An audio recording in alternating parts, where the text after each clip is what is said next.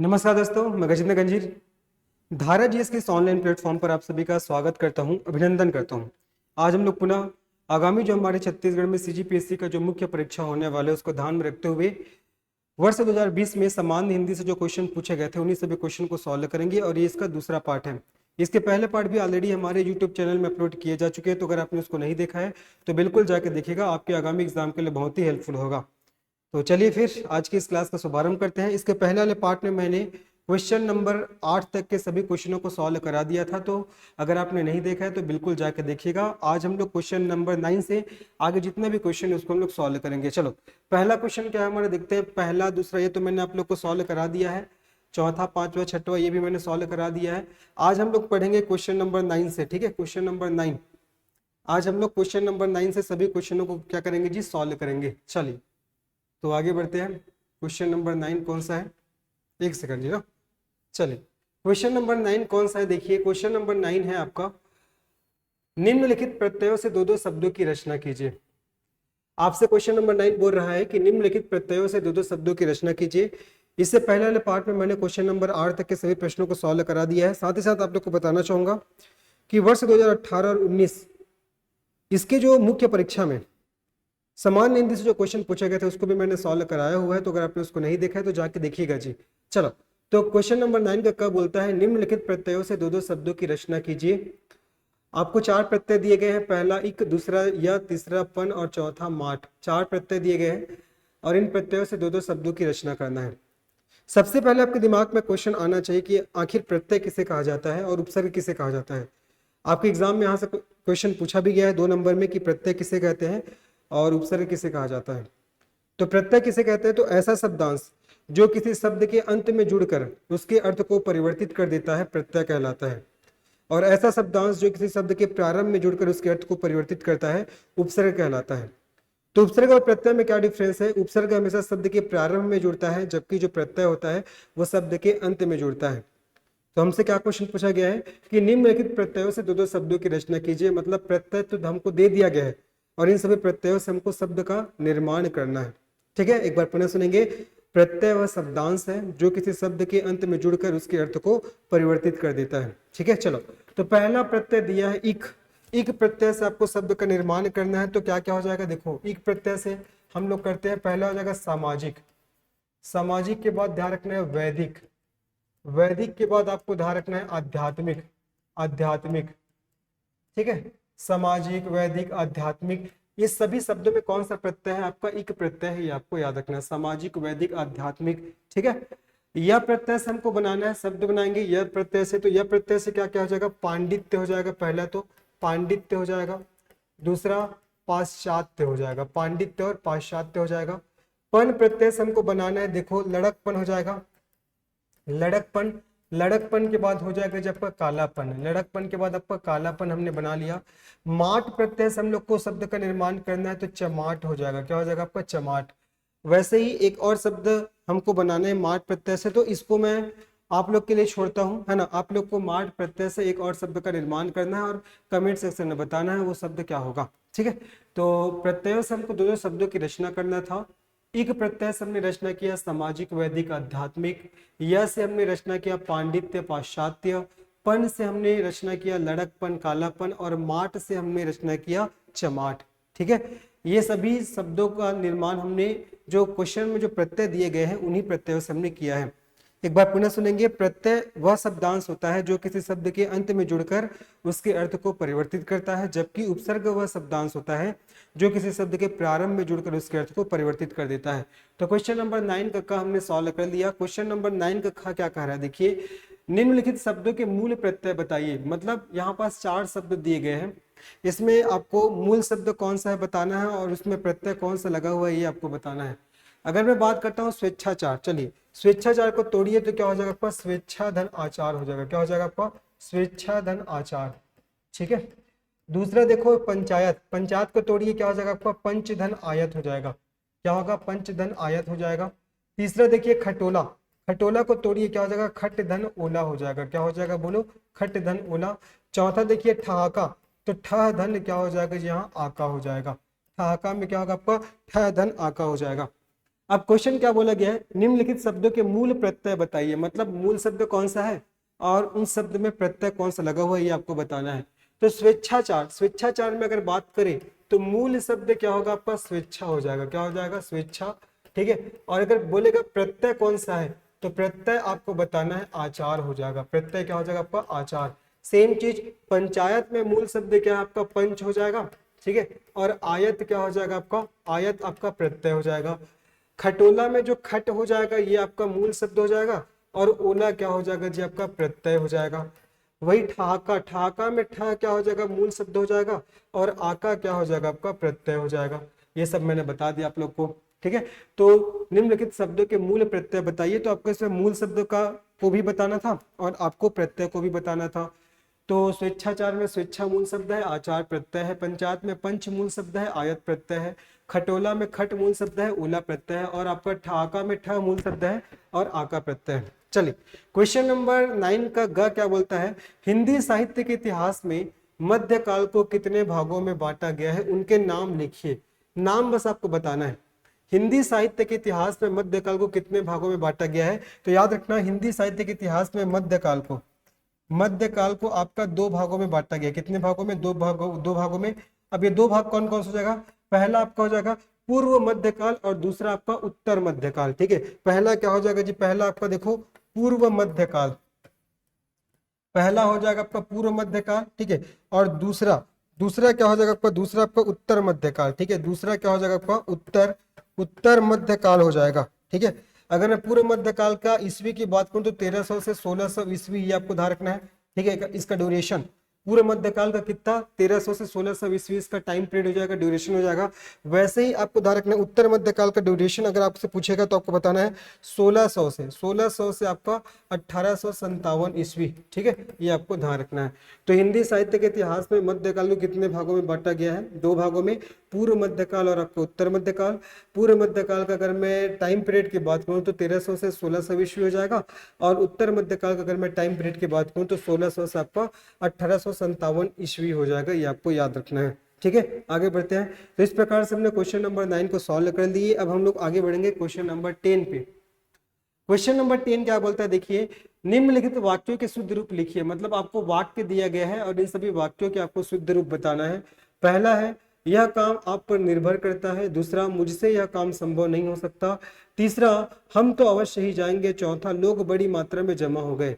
ये चार चार हो गया, और पांचवा और दिया है मदन को मेरा स्मरण दिला देना, और छठवा है वे अनेक विषय के ज्ञाता थे। तो ये 6 वाक्य दिए गए हैं और इसमें कुछ अशुद्धि है, तो बताना इसमें क्या शुद्धि है और इसका शुद्ध रूप क्या होगा। ठीक है, देखो यह काम आप पर निर्भर करता है, इसका शुद्ध रूप क्या हो जाएगा, यह काम आप पर निर्भर है। इसका शुद्ध रूप क्या हो जाएगा जी, यह काम आप पर निर्भर है। यह काम आप पर निर्भर है, इसका शुद्ध रूप हो जाएगा ना। देखो क्या बोल रहा है पहला वाक्य, यह काम आप पर निर्भर करता है, तो इसका शुद्ध रूप क्या हो जाएगा, यह काम आप पर निर्भर है। दूसरा देखो, मुझसे यह काम संभव नहीं हो सकता, इसका शुद्ध रूप क्या हो जाएगा, मुझसे यह काम संभव नहीं है। मुझसे यह काम संभव नहीं है। मुझसे यह काम संभव नहीं है, ये हो जाएगा इसका शुद्ध रूप। देखो मुझसे यह काम संभव नहीं हो सकता ऐसा वाक्य में दिया गया है, इसका शुद्ध रूप क्या हो जाएगा, मुझसे यह काम संभव नहीं है। तीसरा, हम तो अवश्य ही जाएंगे, इसका शुद्ध रूप क्या हो जाएगा, हम अवश्य जाएंगे। इसका शुद्ध रूप हो जाएगा हम अवश्य जाएंगे हो जाएगा। आगे बढ़ते हैं। लोग बड़ी मात्रा में जमा हो गए, बड़ी मात्रा में, तो मात्रा बोला जा रहा है जबकि यहाँ पर संख्या हो जाएगा, तो क्या हो जाएगा, लोग बड़ी संख्या में जमा हो गए। ठीक है, लोग बड़ी संख्या में क्या हो गए जी, जमा हो गए। लोग बड़ी संख्या में जमा हो गए, इसका शुद्ध रूप हो जाएगा। मदन को मेरा स्मरण दिला देना, तो मदन को मेरी याद दिला देना, यहाँ पास क्या हो जाएगा, इसका शुद्ध रूप क्या हो जाएगा, मदन को मेरी याद दिला देना। मदन को मेरी याद दिला देना, इसका शुद्ध रूप हो जाएगा। आगे बढ़ते देखिए, वे अनेक विषय के ज्ञाता था, तो वे अनेक विषयों के ज्ञाता थे। ठीक है, इसका शुद्ध रूप क्या हो जाएगा, वे अनेक विषयों के ज्ञाता थे। वे अनेक अनेक विषयों के, वे अनेक विषयों के ज्ञाता थे, वे अनेक विषयों के ज्ञाता थे। इसका शुद्ध रूप हो जाएगा, देखो तो पहला था यह काम आप पर निर्भर करता है, शुद्ध रूप बताओ, तो यह काम आप पर निर्भर है। दूसरा, मुझसे यह काम संभव नहीं हो सकता, शुद्ध रूप क्या हो जाएगा, मुझसे यह काम संभव नहीं है। तीसरा, हम तो अवश्य ही जाएंगे, तो हम अवश्य जाएंगे हो जाएगा। चौथा, लोग बड़ी मात्रा में जमा हो गए, तो लोग बड़ी संख्या में जमा हो गए हो जाएगा इसका सही रूप। पांचवा, मदन को मेरा स्मरण दिला देना, तो मदन को मेरी याद दिला देना हो जाएगा। और छठवा, वे अनेक विषय के ज्ञाता थे, तो इसका सही आपका क्या हो जाएगा, वे अनेक विषयों के ज्ञाता थे हो जाएगा। ये आपको याद रखना है सही रूप, ठीक है। चलो, तो क्वेश्चन नंबर 10वां भी हमने सॉल्व कर लिया। अब हम लोग बढ़ते हैं क्वेश्चन नंबर 11वां पे। क्वेश्चन नंबर 11 का क्या कह रहा है, निम्नलिखित लोकोक्तियों के अर्थ स्पष्ट कीजिए। आपको लोकोक्तियों के अर्थ स्पष्ट करना है। पहला, साझे की हांडी चौराहे पर फूटी। दूसरा, अरहर की टट्टी गुजराती ताला। और तीसरा, एक मुंह दो बात। तीन लोकोक्तियां दिया गया है, इसके अर्थ क्या होगा ये आपको बताना है जी, ठीक है। चलिए, तो इसका हम लोग आंसर जानते हैं। देखो, सबसे पहला क्या बोला जा रहा है आपका, एक सेकंड थोड़ा सा इसको बड़ा कर दे रहा हूं। देखो, पहला क्या बोला जा रहा है आपका, साझे की हांडी चौराहे पर फूटी, ठीक है। तो इसका अर्थ क्या हो जाएगा, जिम्मेदारी एक ही व्यक्ति पर होना चाहिए। जिम्मेदारी जिम्मेदारी एक ही व्यक्ति पर, जिम्मेदारी एक ही व्यक्ति पर होनी चाहिए, नहीं तो काम खराब हो जाता है। नहीं तो काम खराब हो जाता है, काम है वो खराब हो जाता है, खराब हो जाता है, ठीक है। पहला क्या बोला जा रहा है कि साझे की हांडी चौराहे पर फूटी, इसका अर्थ क्या हो जाएगा, जिम्मेदारी एक ही व्यक्ति पर होनी चाहिए, नहीं तो काम खराब हो जाता है। दूसरा, अरहर की टट्टी गुजराती ताला, इसका अर्थ क्या होगा, इसका अर्थ आपको बताना, इसका अर्थ क्या होगा, तो छोटी वस्तु की सुरक्षा में अधिक खर्चा। इसका अर्थ क्या हो जाएगा आपका, छोटी वस्तु की सुरक्षा में अधिक खर्चा, छोटी वस्तु की सुरक्षा में अधिक खर्चा, इसका अर्थ हो जाएगा, ये आपको ध्यान रखना है। तीसरा, देखो, एक मुंह दो बात। तीसरा क्या है, देखो आपको तीसरा आपको एक मुंह दो बात, तो अपनी बात से पलट जाना। इसका अर्थ क्या हो जाएगा जी आपका, अपनी बात से पलट जाना।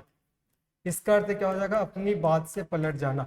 तो तीन लोकोक्तियां दिया गया है। देखो, साझे की हांडी चौराहे पर फूटी, तो जिम्मेदारी एक ही व्यक्ति पर होनी चाहिए, नहीं तो काम खराब हो जाता है। दूसरा, अरहर की टट्टी गुजराती ताला, छोटी वस्तु की तुलना में छोटी वस्तु की सुरक्षा में अधिक खर्चा हो जाएगा, जिसका अर्थ है।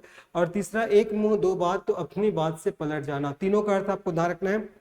देखो, questions as it is copy भी हो जाते हैं, है ना, तो पीवाईक्यू सॉल्व करना बहुत जरूरी होता है। क्या पता यही क्वेश्चन आपके आने वाले एग्जाम में पूछा जाए। तो साझे की हांडी चौराहे पर फूटी का अर्थ होता है, जिम्मेदारी एक ही व्यक्ति पर होनी चाहिए, नहीं तो काम खराब हो जाता है। दूसरा, अरहर की टट्टी गुजराती ताला, छोटी वस्तु की सुरक्षा में अधिक खर्चा। और तीसरा, एक मुंह दो बात, तो अपनी बात से पलट जाना, ठीक है। आगे बढ़ते हैं। मुहावरे और कहावते में कोई तीन अंतर लिखिए। अब आपसे पूछा जा रहा है, आपका क्वेश्चन नंबर 11 का जो ख है, बोला जा रहा है मुहावरे और कहावते में कोई तीन अंतर बताइए, ठीक है। मुहावरे और कहावते में कोई तीन अंतर बताइए, ये आपसे पूछा जा रहा है।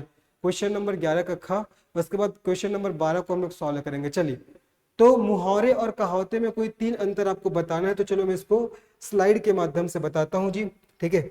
मुहावरे और कहावते में अंतर, चलिए एक तरफ मैं लिख रहा हूं आपका मुहावरे, पेन का कलर चेंज कर दे रहा हूं। देखो, एक तरफ मैं क्या लिखता हूं, जब आपका मुहावरे, ठीक है, मुहावरे, और एक तरफ मैं लिखता हूं कहावते।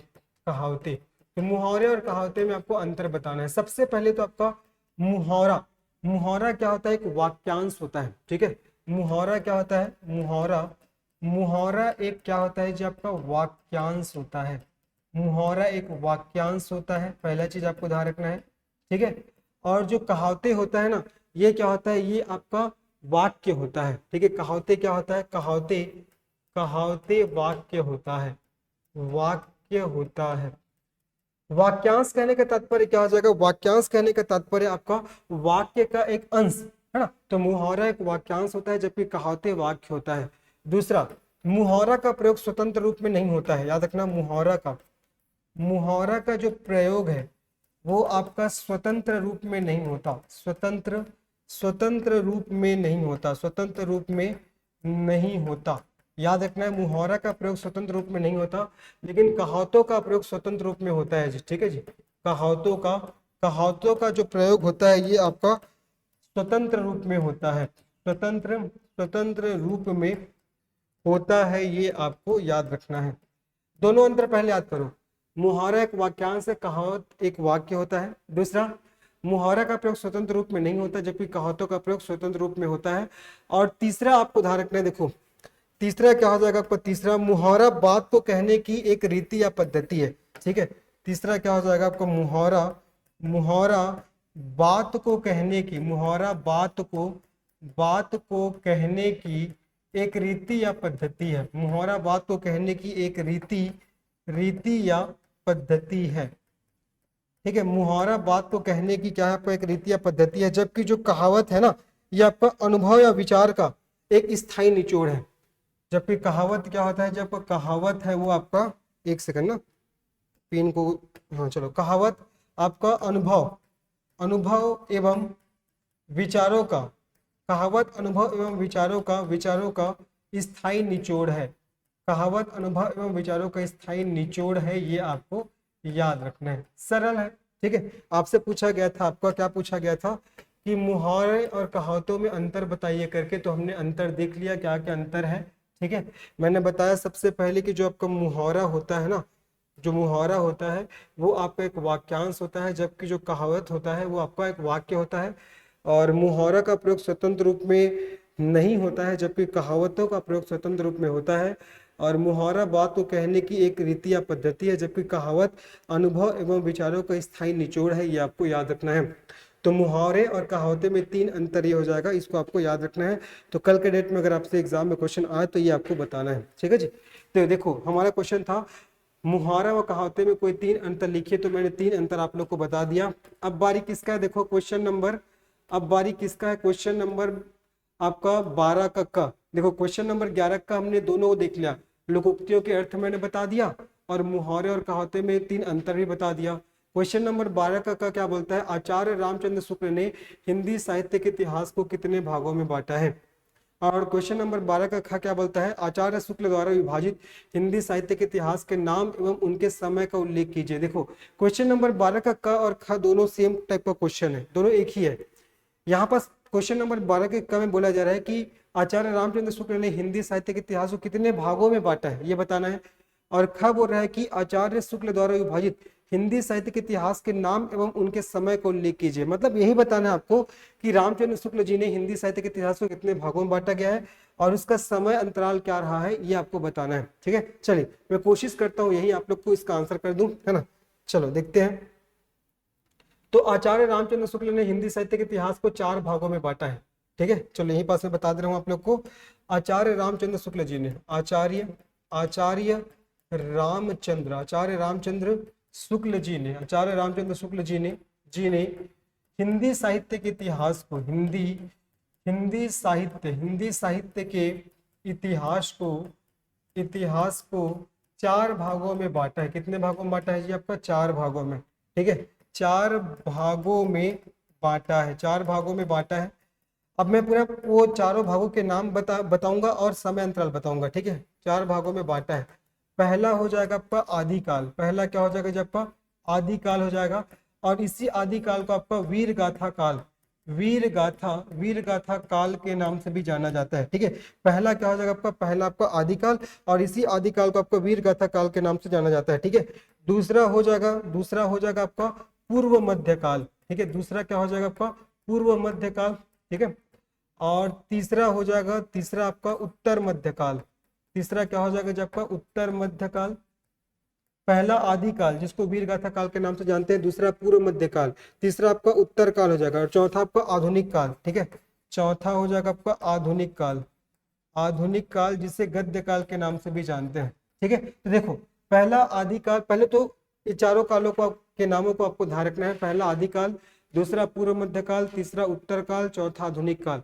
और आदिकाल को वीर गाथा काल के नाम से भी जाना जाता है। ठीक है, वैसे ही आपको ध्यान रखना है, वैसे ही आपका जो पूर्व मध्यकाल है इसको आपका भक्ति काल के नाम से जानते हैं। किस नाम से जी आपका भक्ति काल, इसको भक्ति काल के नाम से जाना जाता है। और आपका उत्तर मध्य काल को रीति काल के नाम से जानते हैं, किस नाम से? रीति काल के नाम से। और आपका आधुनिक काल को आपका गद्य काल के नाम से जानते हैं। अगर मैं समय अंतराल की बात करूं तो इसका हो जाएगा जी आपका 1050 से 1375 विक्रम संवत हो जाएगा। ठीक है, याद रखना है 1050 से 1375 विक्रम संवत। किसका? आदिकाल, जिसको वीरगाथा काल के नाम से भी जानते हैं। पूर्व मध्य काल, जिसको भक्ति काल के नाम से भी जानते हैं। अगर इसका मैं समय अंतराल की बात करूं तो हो जाएगा 1375 से 1700 विक्रम संवत। ठीक है, ये हो जाएगा आपका विक्रम संवत। उसके बाद उत्तर मध्य काल अर्थात जिसको रीति काल से भी जानते हैं, इसका हो जाएगा आपका 1700 से आपका 1900, 1700 से आपका 1900 विक्रम संवत हो जाएगा। ठीक है, उसके बाद क्या है आपका आधुनिक काल, जिसको गद्य काल के नाम से जानते हैं। तो इसका समय बताओ तो 1900 से अब तक, 1900 से आपका अब तक हो जाएगा। ठीक है, इजी है।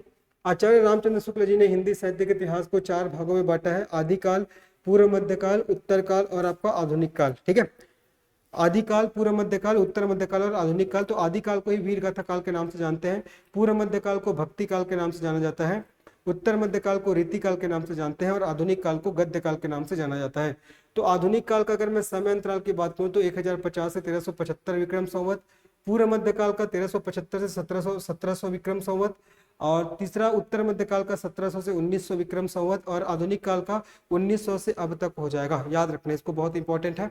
ठीक है, और वीरगाथा काल को ही आदिकाल के नाम से जानते थे, पूर्व मध्य काल को भक्ति काल के नाम से जाना जाता था, उत्तर मध्य काल को रीति काल के नाम से जाना जाता था, और आपका आधुनिक काल को गद्य काल के नाम से जाना जाता था। इन सभी बातों को आपको याद रखना है। तो क्वेश्चन नंबर 12 का क और ख हमने सॉल्व कर लिया। 12 का क क्या बोलता है? आचार्य रामचंद्र शुक्ल ने हिंदी साहित्य के इतिहास को कितने भागों में बांटा है? तो 4 भागों में, आदिकाल, पूर्व मध्य काल, उत्तर मध्य काल और आपका आधुनिक काल, ये 4 भाग हो गया।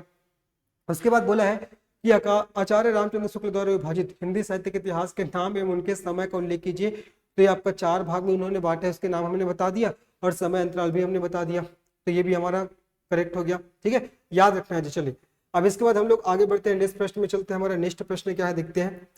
हमारा नेक्स्ट प्रश्न हम लोग चलते हैं, हमारा नेक्स्ट प्रश्न क्या है? क्वेश्चन नंबर 13 का क, क्वेश्चन नंबर 13 का क क्या बोलता है? देखिए क्वेश्चन नंबर 13 का क बोलता है निम्नलिखित रचनाएं छत्तीसगढ़ के किन साहित्यकारों की है, उनके नाम लिखिए। चलो बताना है, अच्छा क्वेश्चन है ये भी। क्वेश्चन नंबर 13 का क और ख को हम लोग भी सॉल्व करेंगे। देखो क्वेश्चन नंबर 13 का क क्या बोलता है, एक सेकंड ना और बड़ा कर दे रहा हूं। चलो अब देखो,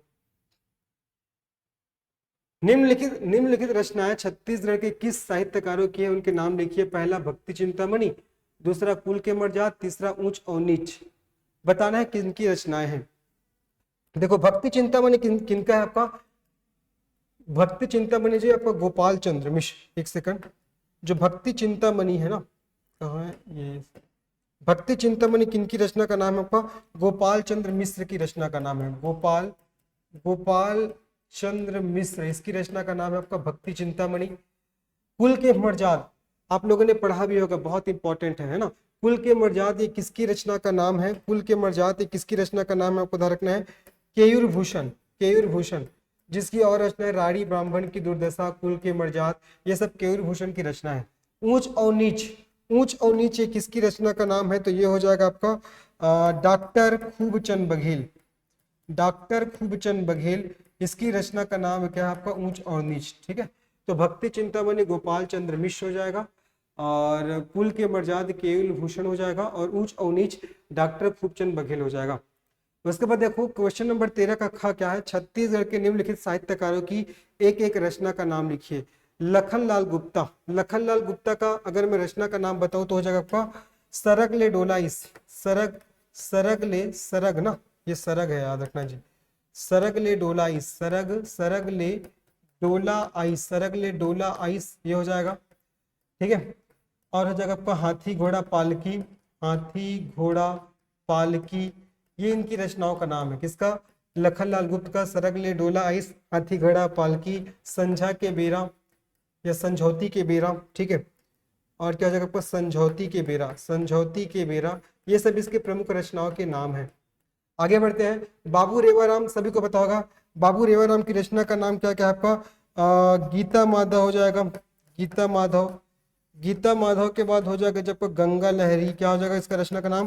गंगा लहरी हो जाएगा, गीता माधव गंगा लहरी। बाबू बोधि सिंह, बाबू बोधि सिंह का आप लोग को कमेंट सेक्शन में बताना है कि बाबू बोधि सिंह की रचना का क्या नाम है। ठीक है, तो इस प्रकार से आज हमने वर्ष 2020 में जो सीजीपीएससी की मुख्य परीक्षा में जो क्वेश्चन पूछे गए थे उसके सेकंड पार्ट को आज हमने कंप्लीट किया है ना। मैंने गद्यांश, जो गद्यांश पूछे गए ना, गद्यांश को मैं सॉल्व नहीं करा रहा हूँ। मैं क्या करूँगा, आपका जो 2022 में जो लेटेस्ट जो क्वेश्चंस गद्यांश से आए थे उन सभी क्वेश्चनों को मैं आप लोग को सॉल्व कराऊंगा। सभी का मैं गद्यांश सॉल्व नहीं करा रहा हूँ, सभी का केवल मैं आपका व्याकरण पोर्शन में बस आप लोग को कवर करा रहा हूँ जी। तो ये हमारा तीसरा पेपर था। 2018 का भी मैंने करा दिया है, 2019 का भी मैंने करा दिया, 2020 का भी करा दिया। तो अगर आपने इससे पहले के जो 2018 और 19 के क्लास को आपने नहीं देखा है तो जाके देखिएगा, निश्चित ही आपके आगामी एग्जाम के लिए हेल्पफुल होगा। और आज हमने 2020 के क्वेश्चनों को सॉल्व किया। तो अगर ये वीडियो आप लोग को पसंद आया तो निश्चित इस वीडियो को लाइक करो, चैनल को सब्सक्राइब करो और इसे अपने दोस्तों को शेयर करिएगा। और अगर मेंस का एग्जाम देने वाले तो निश्चित ही आपको इन सभी क्वेश्चनों को करके जाना है, क्योंकि कोई भी भरोसा नहीं है, कुछ भी हो सकता है। क्या पता आपका प्रीवियस ईयर क्वेश्चंस ही आपसे पूछा जाए। कई बार ऐसा होता है ना कि 4-5 क्वेश्चन जो पहले पूछे गए थे वो क्वेश्चन पूछ लिए जाते हैं। तो इसीलिए आपको अच्छे से पीवाईक्यू को पढ़ के जाना है। तो चलिए फिर मिलते हैं नेक्स्ट पार्ट में, तब तक के लिए धन्यवाद, बाय, टेक केयर।